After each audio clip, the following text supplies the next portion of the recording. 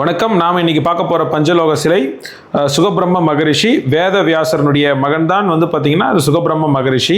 இவர் சிறு வயதிலே பாலகனாக தான் தோன்றினார். இவருக்கு பார்த்தீங்கன்னா வியாதவாசர் பார்த்தீங்கன்னா மகாபாரதத்தினுடைய மொத்த கதையும் அந்த வயதிலே அனைத்து நூல்கள் எல்லாமே அவருக்கு கற்றுக் கொடுத்துட்டாரு. ஸோ ஒரு இளம் வயதிலே பார்த்தீங்கன்னா பரபிரம்மத்தை அடைஞ்சி எல்லாத்தையுமே துறந்து முனிவராக ஆகிட்டார்.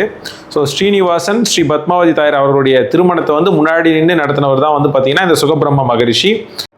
ஒரு முறை பார்த்தீங்கன்னா பரீட்சித்து மகாராஜா அவர்கள் பார்த்தீங்கன்னா பாம்பினுடைய விஷத்தினால 7 நாளில் மரணம் அடைகிற மாதிரி ஒரு சூழ்நிலை உருவாகுது.